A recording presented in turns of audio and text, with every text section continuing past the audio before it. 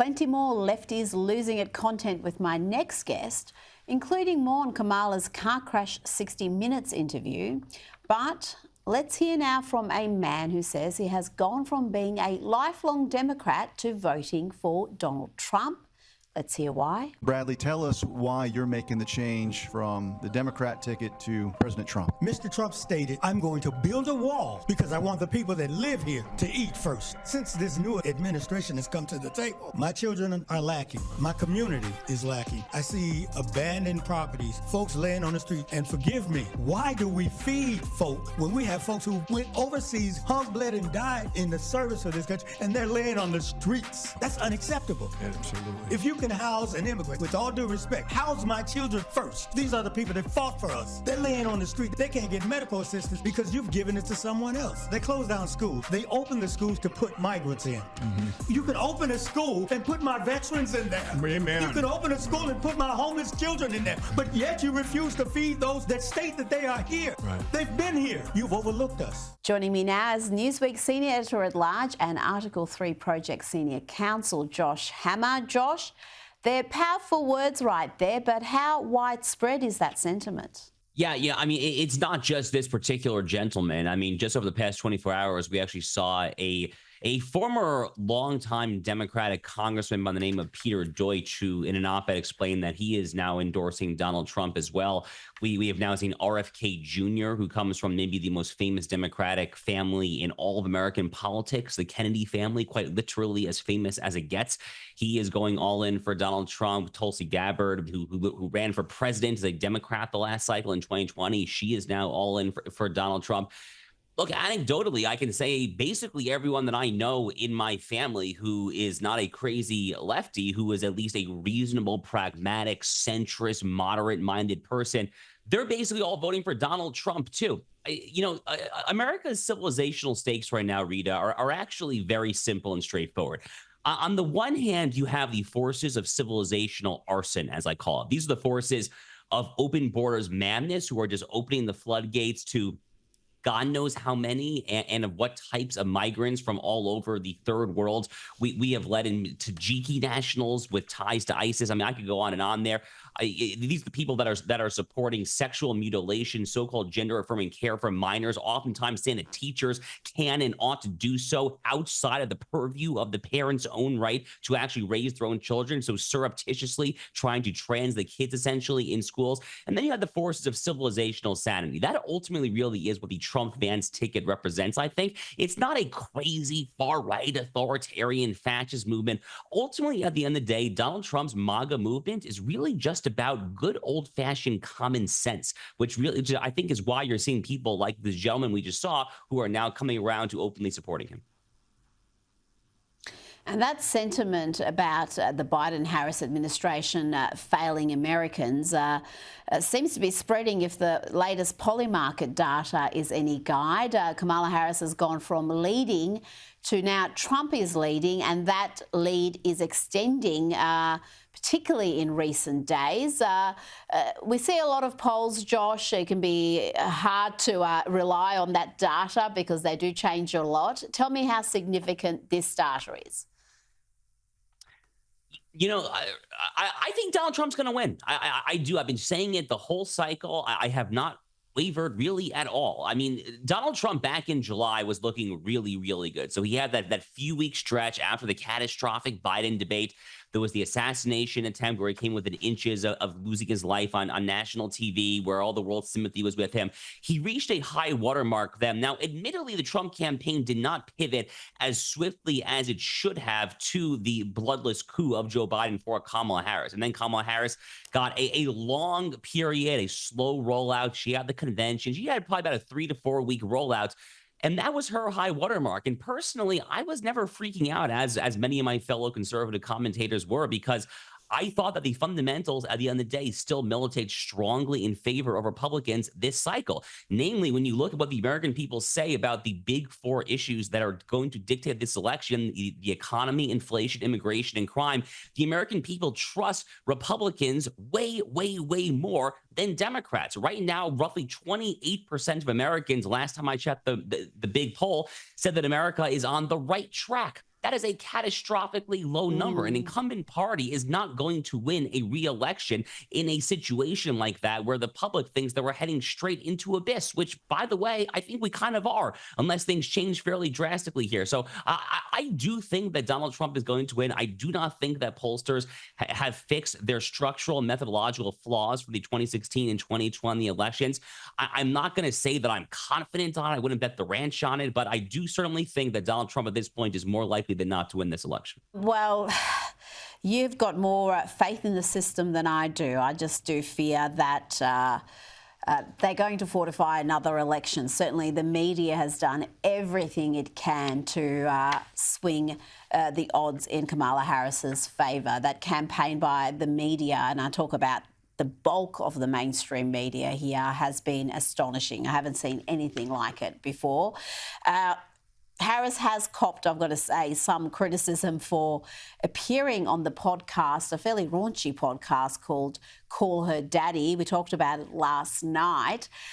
This podcast typically features all sorts of talk about sexual acts, graphic descriptions of such sexual acts and other things as well. She's been accused of just essentially preaching to the choir. People saying, well, the demographics of that podcast, though it's got a decent-sized audience, are likely to be Democrat voters anyway. Is that how you see it, or was it a clever move by her to get on these platforms that perhaps don't hear from candidates too often? If you're looking to persuade someone who's not going to vote for you already, then a Democratic candidate who is a rabid supporter of abortion going on the Call Her Daddy podcast is not exactly a way to persuade over the persuadable middle. You're certainly not going to win over blue collar union workers in the Marcellus Shale of Western Pennsylvania or the auto workers in Wisconsin or Michigan. You're not going to win over those kind of folks going on the Call Her Daddy podcast. You're not going to win over the folks on the border in Arizona or the folks who are being besieged by urban crime in Atlanta and Fulton County, Georgia. These are not the people that you're going to win over. She's doing this for one reason, Rita, and one reason only, which is to talk about the abortion issue, because that is currently the only issue that a non-negligible percentage of Americans say that they care about at the polls. And that of those issues, that is the only one they say they trust Democrats more on. So she's trying to shift the terrain of this election away from the issues that we just discussed, away from the inflation, economy, immigration, and crime, which are the big four issues. She's trying to switch it away from that to abortion. That's why she's going on this podcast that you accurately described as raunchy, a podcast where I believe the episode directly before she went on literally had a sexual act in the title that I am not going to discuss on this show out of respect for the viewers there. But this is not the kind of show that someone who wants to be the leader of the free world ought to go on. I mean, it is belittling of herself, I think, to give this woman and this platform airtime, frankly. But, is she ever going to sit down for any, I mean, not a hostile interview. Is she going to sit down for a single real interview and actually answer real questions? So far, we've gotten Stephanie Ruhle on MSNBC. She still flubbed that one. And then she's given us Alex Cooper on the Call Her Daddy sexual act glorification podcast. I mean, are we running for leader of the free world or trying to get on the cover of Playboy magazine? I mean, sometimes the mind just reels. Well, we played a little clip from Call Her Daddy, a previous episode on last night's show, and we had to bleep out approximately 70 to 80% of it. It was that filthy. I'm not suggesting it's like that every week. I don't know. I've never heard it. But certainly some of the content they have covered, wow, it's incredible that her team thought that was a good idea. You'd think you should go on something like Joe Rogan. If she wants to reach a mass audience of diverse people who listen to podcasts, that would be your number one choice, I would have thought. Now, let's take a look at some of her work on 60 Minutes. She struggled to show support for Israeli PM Benjamin Netanyahu. Do we have a real close ally in Prime Minister Netanyahu? I think, with all due respect, the better question is, do we have an important alliance between the American people and the Israeli people? And the answer to that question is yes. And then she gave this incoherent answer on that same topic. But it seems that Prime Minister Netanyahu is not listening. Well, Bill, the work that we have done has resulted in a number of movements in that region by Israel that were very much prompted by or a result of many things, including our advocacy for what needs to happen in the region. Okay, Josh, what do you make of what you've just heard? You know, some people are calling this a word salad, Rita. The problem is that a salad can at times be quite delicious. I mean, this is more closely analogous to a word turd sandwich, frankly. That is how I would prefer to describe this. You know, Rita, I'm coming to you. I actually came straight from an event that President Trump did on October 7th. I came straight from Trump National Doral, his golf resort in South Florida. He hit a grand slam home run. This was an event that Trump did earlier today here in the United States, talking to a predominantly Jewish room, although there were certainly Christian supporters of Israel there as well.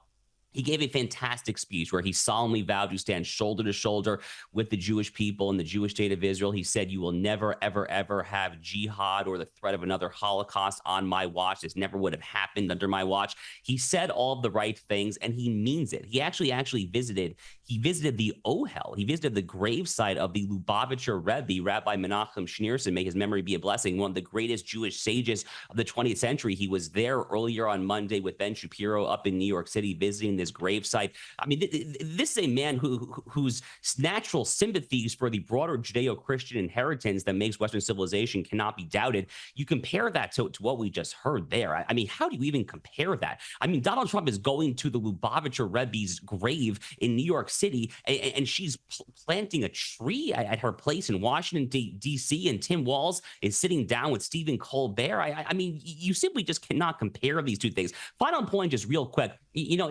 Kamala Harris, right there in that response, tries to do something that a lot of Democrats do, which is to say, oh, I stand with Israel, just not with Benjamin Netanyahu and the Netanyahu government. Total baloney. Benjamin Netanyahu speaks for the Israeli people when it comes to his announced war aims of eradicating Hamas and returning the hostages, which have been his two war aims for a year now. Something like 80% of Israelis agree with those two war aims. So this purported divide between Netanyahu and the Israeli people, it's a false divide. You either stand with both or you stand with neither. Yeah, her refusal to even try to answer that question, she immediately reframed the question to something she was comfortable answering, I think speaks volumes. Just on Elon Musk quickly, he's sat down for a wide-ranging interview with Tucker Carlson, but he was also with Donald Trump in Butler for that rally where Trump returned to the site of the first assassination attempt. He has really energized the Trump base, Elon Musk.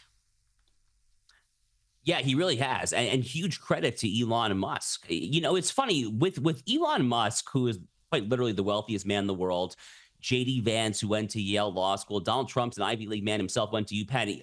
What you're starting to see emerge on the Republican side of the aisle here in the United States is what my friend Chris Rufo has quite artfully termed a counter elite. You know, we conservatives despise the current American ruling class, which is deeply hostile to our interests. Josh, we are going to have to talk about the counter elite next week, because I think that is actually a very interesting phenomenon indeed. Thank you so much for your time this evening. Always a pleasure. Thank you so much.